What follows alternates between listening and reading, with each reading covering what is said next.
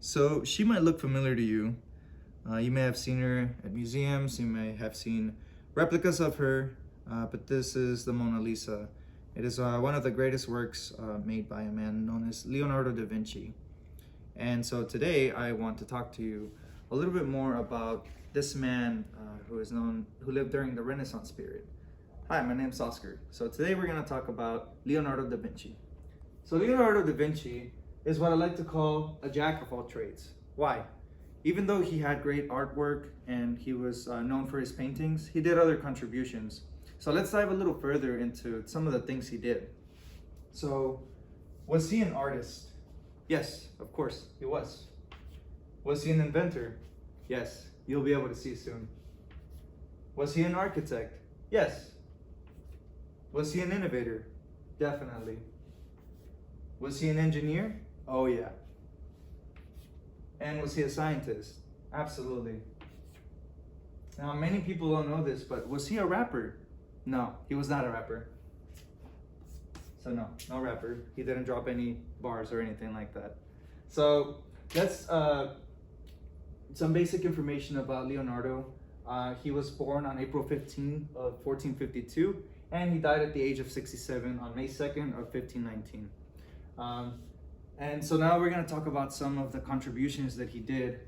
And so mainly this revolves around art, science, and engineering. So in terms of art, he introduced us to something great called linear perspective. This is something that architects and artists at his time used to try to exemplify a three-dimensional world on a flat surface. So this was to render buildings and things of that nature. Leonardo da Vinci gave us this. Now this number, this 1.61803398875, you might wonder what this number is. Well, this is what was known as the golden ratio. And pretty much what this did is, like in the Mona Lisa, it was exemplified by a concoction of squares, smaller and bigger squares. But the overall goal was to have harmony. And this was created by having the smaller square be equal to size with the slightly bigger square. And so through the Mona Lisa, the Last Supper, and other artworks that he did, he was able to achieve this. And this is also exemplified in the Vitruvian Man that we see here, who is censored due to obvious reasons.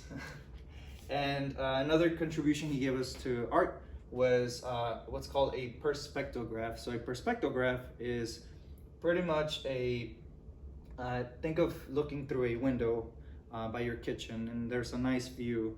If you're trying to capture the depth and the different perspectives, you pretty much outline with like a tracing marker or something to kind of get an outline of the landscape, and then you would proceed to create adding the details and things like that. So he was able to achieve this.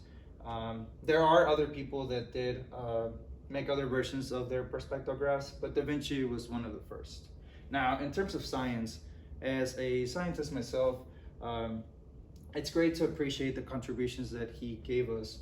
Among them was anatomy, and so my friend Hector is going to show you some of the intricate work that Da Vinci did, where it's kind of exemplified, but the great detail here of all the linings and the tissues and things of that sort. But he also tried to look at cells and everything in detail. So Leonardo taught us how to observe things to the very core and in their innermost tiny detail.